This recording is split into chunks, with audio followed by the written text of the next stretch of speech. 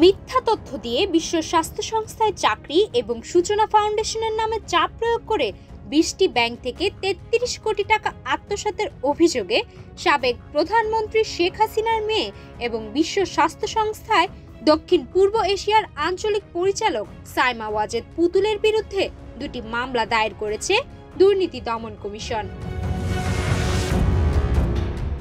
দুদক মহাপরিচালক মোহাম্মদ আক্তার হোসেন সাংবাদিকদের জানান, বৃহস্পতিবার 20 মার্চ দুদকের ঢাকা সমন্বিত জেলা কার্যালয়ে সংস্থাটির উপপরিচালক তাহসিন মনোবিল হক বাদী হয়ে এই মামলাগুলো করেন।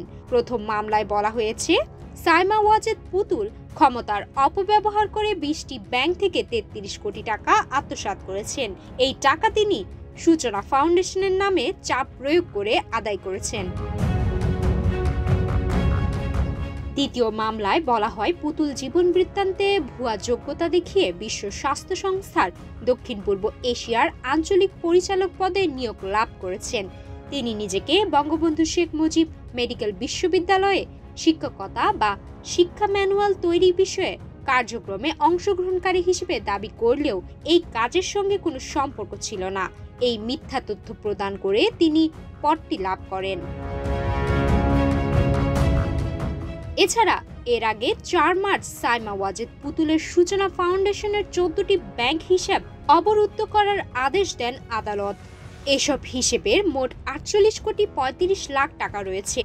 ঢাকা মহানগরের সিনিয়র স্পেশাল জজ জাকির হোসেন কাবিল দুদকের আবেদনের পরিপ্রেক্ষিতে এই আদেশ দেন।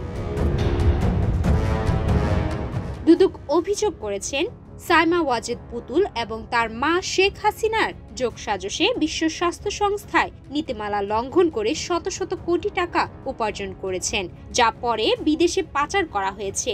মামলার এজাহারে আরও বলা হয়েছে, পুতুলের বিরুদ্ধে দণ্ডবিধি 420, 468, 471 ধারায় এবং 1947 সালের দুর্নীতি প্রতিরোধ আইনের 5-2 ধারায় মামলা দায়ের করা হয়েছে। দুদকের এই পদক্ষেপ বাংলাদেশের উচ্চ পর্যায়ের নেতাদের বিরুদ্ধে চলমান দুর্নীতি তদন্তের অংশ হিসেবে গুরুত্বপূর্ণ হয়ে দাঁড়িয়েছে। সুমায়া মিতু, বাংলাদেশ প্রতিদিন।